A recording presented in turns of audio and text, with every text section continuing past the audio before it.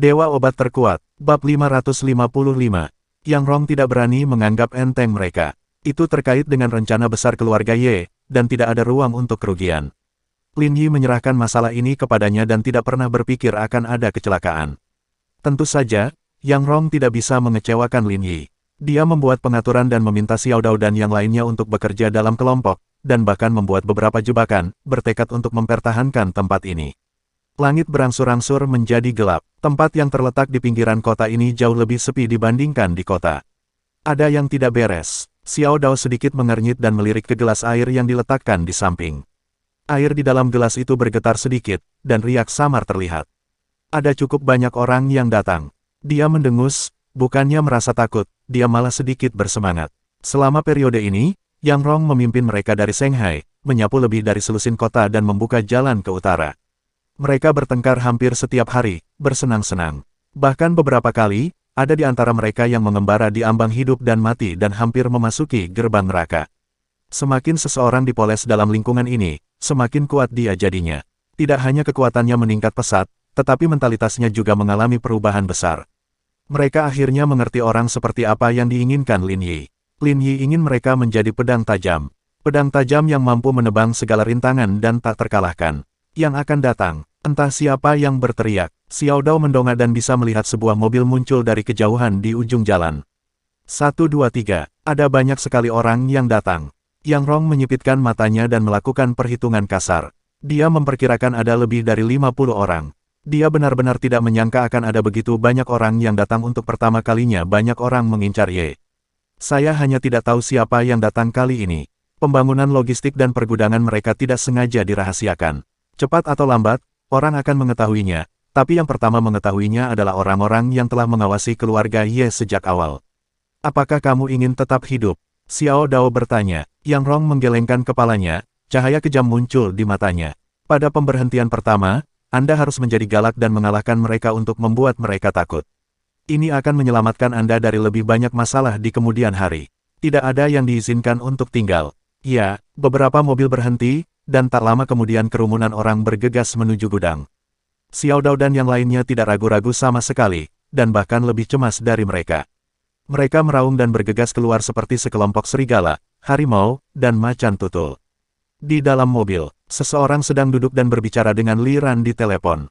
Tuan, yakinlah, saya bisa menangani masalah ini dengan baik. Pria berkacamata tersenyum ringan dan berkata, seseorang keluar. Memang ada beberapa anjing penjaga di sini. Saat saya menangani mereka, saya akan membakar gudang ini. Dua lainnya tidak terburu-buru. Begitu mereka menyelesaikan ini, dua lainnya bisa menyelesaikannya kapan saja. Pria itu jelas juga mendapat informasi dan mengetahui bahwa gudang logistik ini adalah yang paling berharga. Jika dia ingin mengambil tindakan, dia harus memulai dengan yang nilainya paling tinggi, agar tidak melakukannya lagi nanti. Dia hendak meyakinkan Liran ketika dia tiba-tiba membuka mulutnya dan tidak bisa berkata-kata. Mata dalam kacamata hitam itu penuh dengan keterkejutan. Di hadapannya, puluhan orang yang dibawanya sepertinya sedang diserang oleh sekawanan serigala saat ini, dan terdengar jeritan dan ratapan di mana-mana. Ah, tolong, hentikan mereka dengan cepat, hentikan mereka dengan cepat, berlari. Jelas hanya ada selusin orang di sisi berlawanan, tetapi mereka sangat ganas. Gerakan mereka kejam dan gila, dan mereka langsung menuju ke kerumunan. Terutama, mereka menyerang sangat dalam, dan serangan mereka adalah jurus mematikan yang bisa membunuh orang. Jakun pria itu terpeleset dan kacamata hitamnya hampir jatuh. Tiba-tiba, dia melihat Xiao Dao menatapnya, dengan tatapan sedingin serigala.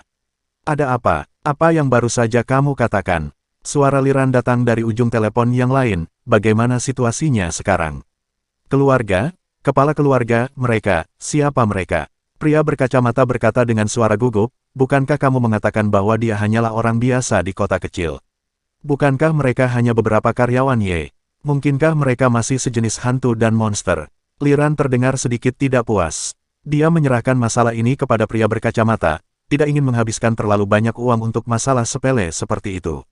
Dia berpikir bahwa tidak akan ada masalah jika karakter seperti pria berkacamata menggunakan cara yang tercela dan tidak tahu malu untuk menghancurkan logistik dan logistik Ye. Pergudangan. Faktanya, ada banyak pria terampil di sekitar pria berkacamata, yang lebih dari cukup untuk melakukan hal ini. Namun, Liran tidak pernah menyangka bahwa beberapa master terampil dalam kesannya akan jatuh ke tanah saat ini, tidak bernapas. Tuan, tolong. Pria berkacamata tiba-tiba berteriak, dan Li Ran merasa terkejut. Sebelum dia dapat berbicara, dia mendengar bunyi klik. Itu adalah suara kaca mobil yang pecah. Segera, panggilan itu ditutup. Pria berkacamata sedang duduk di kursi penumpang, dan kaca jendela langsung dihancurkan dengan pisau dan pipa baja. Dia mengulurkan tangannya, menyeret pria berkacamata itu keluar dari jendela mobil, dan melemparkannya dengan keras ke tanah. Apa yang ingin kamu lakukan? Pria berkacamata itu berusaha melawan, namun ia ditampar dengan pisau hingga membuatnya pusing seketika. Siapa yang memintamu untuk datang? Xiao Dao berkata dengan dingin. Pria berkacamata itu sangat ketakutan sehingga dia berbalik dan melihat bahwa 50 atau 60 orang yang dibawanya telah terjatuh. Seketika, dia merasakan kulit kepalanya mati rasa dan kacamata hitamnya jatuh ke tanah tanpa merasakan apapun. Retakan, Xiao Dao menamparku lagi, siapa yang memintamu datang? Ya. Pria berkacamata itu begitu ketakutan hingga suaranya bergetar. Saat dia melihat tampang Xiao Dao yang hampir kanibal, dia berani menyembunyikannya, itu adalah kepala keluarga. Li Ran, itu Li Ran, kepala keluarga Li. Pria berkacamata itu berkata dengan tergesa-gesa. Keluarga Li, jika itu benar-benar mereka, pisaunya mendengus dan menendang dengan keras. Pria berkacamata itu mengeluarkan suara teredam dan mati. Itu keluarga Li. Xiao Dao meminta orang lain untuk membereskan kekacauan itu. Dalam waktu singkat, orang-orang ini tersingkir dan mereka benar-benar rentan. Dia menghampiri Yang Rong dan berkata, ini masih dari grup teknologi medis Heiyun. Yang Rong mengangguk. Sepertinya kita diremehkan. Dia melihat sampah itu. Li Ran hanya mengirim orang-orang ini untuk menimbulkan masalah bagi mereka. Mereka bahkan punya banyak persiapan yang belum mereka gunakan. Jika mereka tidak berhasil kali ini, mereka pasti akan datang lagi. Yang Rong berkata, jangan gegabah. Semakin sering hal ini terjadi, kita harus semakin berhati-hati dan bersiap sepenuhnya. Kita tidak boleh menganggap entengnya. Sama dengan ya, Xiao Dao mengangguk, tetapi jika tidak ada tuan yang datang ke tempat kita, kemana tuan itu akan pergi? Kedua orang itu saling memandang dan langsung memikirkan satu-satunya kemungkinan. Orang-orang bodoh ini seharusnya tidak mencari Tuan Lin, kan? Bab 556.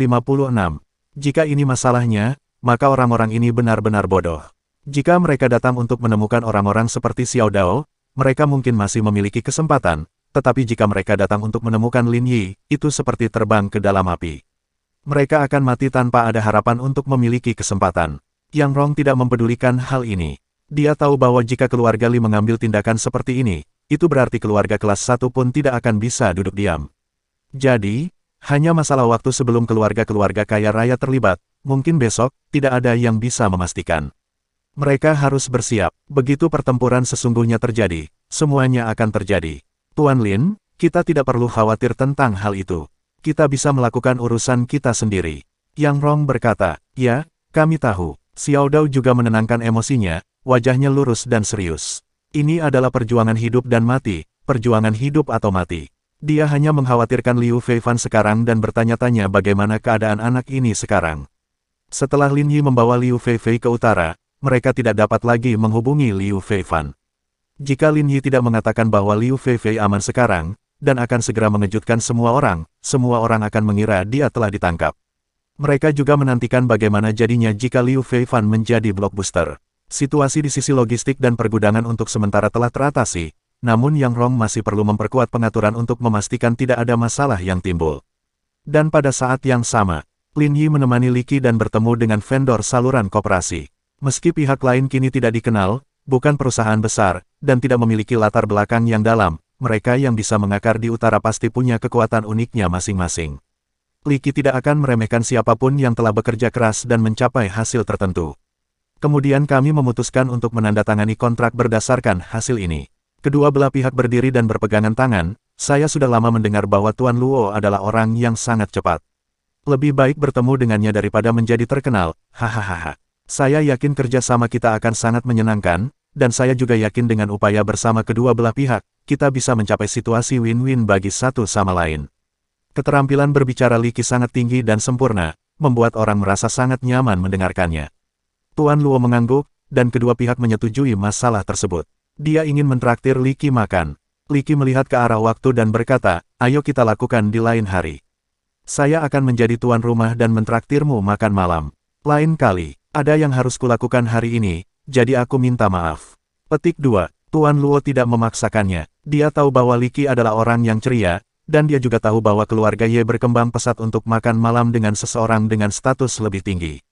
Kemampuan Li Qi untuk mengatakan ini telah memberinya cukup banyak wajah. Kalau begitu lain kali, saya akan menunggu telepon Tuan Li. Setelah masalah tersebut dibicarakan, Tuan Luo bangkit untuk mengucapkan selamat tinggal dan pergi lebih dulu. Lin Yi masih tidak menyadari bahwa ada orang yang akan mengambil tindakan. Mata-mata itu terus memperhatikan gerakan Li Qi, jelas sangat berhati-hati, dan tidak mau waspadai ular itu. Atau, mereka tidak ingin melakukannya di tempat umum. Apakah kita harus memancing ular keluar dari lubangnya? Lin Yi menatap Li Qi, dan Li Qi segera mengerti. Dia meregangkan pinggangnya dan berkata, "Oh, aku sangat lelah selama periode ini. Xiaolin, ayo cari tempat untuk mencuci kaki kita dan pijat dengan baik." Li Qi segera bertindak dan mengusap lehernya. Kelelahan di wajahnya tidak bisa dipalsukan. Selama periode ini, dia jelas merupakan orang yang bekerja paling keras di keluarga Ye. Oke, yang ini cukup bagus. Li Qi mengeluarkan ponselnya dan melihatnya, apakah ada yang ingin kamu rekomendasikan? Aku ingin tempat yang lebih pribadi, tahu. Siapapun akan memahami pertanyaan semacam ini, tapi Lin Yi menggelengkan kepalanya. Li Qi mengangkat bahu dan menoleh ke arah pelayan yang berdiri di samping, apakah Anda punya rekomendasi di sekitar sini? Kami menyimpannya di lantai 5 hotel kami, Tuan. Pelayan tersenyum dan berkata, kami memiliki semua layanan yang Anda butuhkan. Kami menjamin kepuasan Anda. Oh, Li Qi berkata dengan sengaja, layanan apa yang tersedia? Ya, pelayan itu mengangguk. Baiklah, mari kita buat beberapa pengaturan. Orang tua Li Qi ada di sana dan melambaikan tangannya, dengan jelas menunjukkan sikap seorang pemimpin yang hebat. Oke, harap tunggu. Pelayan segera pergi untuk membuat pengaturan. Lin Yi melirik Li Qi dan berpikir bahwa ke arah industri hiburan perusahaan, Li Qi benar-benar dapat berkembang secara paruh waktu. Jika dia hanya membayar satu gaji dan dapat menemukan dua pekerjaan, itu akan menjadi masalah nyata. Dia tidak mengatakan apa-apa. Identitasnya saat ini adalah pengemudi Li Qi, tetapi dia tidak memiliki kualifikasi untuk berbicara. Segera, pelayan kembali dengan dua nomor di tangannya dan menyerahkannya masing-masing kepada Li Qi dan Lin Yi. Tuan, kami telah membuka dua kamar pribadi untuk Anda. Anda berdua bisa menikmatinya sepuasnya. Kalau satu saja tidak cukup, kenapa buka dua? Li Qi berkata, tapi kemudian dia berpikir bahwa pelayan itu mungkin memahami layanan yang baru saja dia sebutkan, dan sedikit terdistorsi, dua kamar baik-baik saja. Dia melirik Lin Yi dan mengangguk ketika dia melihat Lin Yi memberi isyarat kepadanya bahwa matanya baik-baik saja. Pelayan segera membawa kedua orang itu menuju pintu lift. Silakan naik lift independen ke sini dan langsung menuju lantai 5. Seseorang akan menyambutmu. Melihat pintu lift tertutup, mata pelayan itu menjadi sedikit dingin. Dia mengeluarkan interkomnya dan berkata, nomor tangan Li Qi adalah 0538. Dia pergi ke kotak Rose Pavilion. Setelah mengatakan itu, dia mematikan interkom dan berbalik untuk pergi, seolah-olah tidak terjadi apa-apa. Ding dong, lift mencapai lantai 5. Li Qi bermain-main dengan kartu di tangannya dan berpikir, tidak heran banyak orang selalu suka melakukan perjalanan bisnis. Melihat plat nomor di tangannya, dia bertanya-tanya dia akan menjadi teknisi seperti apa nanti. Saat dia memikirkannya, suara sepatu hak tinggi sudah ada di benaknya. Akulah yang ini. Li Qi tiba di pintu kotak, menggesek kartunya dan masuk. Lin Yi tidak mengatakan apa-apa. Dia menggesek kartu itu dan memasuki pintu. Dia tidak menyalakan lampu dan berjalan ke tempat tidur dengan cahaya redup. Dia tiba-tiba melihat sekilas seseorang di kamar mandi. Lin Yi tidak cemas sama sekali, mengetahui bahwa pihak lain juga sedang menunggu. Peluang, satu pukulan untuk membunuh. Mungkin bahkan si pembunuh tidak menyangka Lin Yi tidak akan menyalakan lampu, dia ragu-ragu sejenak, menyembunyikan belati di tangannya di belakang punggungnya, dan melihat Lin Yi berjalan menuju kamar mandi, tatapan garangnya terungkap. Tiba-tiba, kurang dari 2 meter dari Lin Yi, dia bergegas keluar, belati di tangannya ganas. Dengan cahaya yang begitu redup dan jarak yang begitu dekat, apalagi seorang penerkam, bahkan orang yang sudah terlatih pun pasti tidak akan bisa menghindarinya. Kong, tepat ketika si pembunuh penuh percaya diri, belati itu hendak menembus jantung Lin Yi, dan tiba-tiba ada rasa sakit yang menusuk di pergelangan tangannya. Sepertinya itu dijepit oleh tang baja. Pembunuhnya tidak bisa menahan diri untuk tidak berteriak dan bereaksi dengan sangat cepat. Dia segera menyadari bahwa orang di depannya sama sekali bukan Li Qi. Bagaimana orang biasa bisa memiliki kemampuan reaksi seperti itu? Retakan, dia segera menyalakan saklar di tangannya, lampu menyala, dan orang di depannya memang bukan Li Qi. Siapa kamu? Apakah pelayan di bawah itu bodoh? Bagaimana dia bisa mengatur nomor tangan dan nomor kotak yang salah? Bunuh bangsamu. Lin Yi kehilangan kartu aslinya milik Li Qi dan berkata dengan dingin. Bersambung.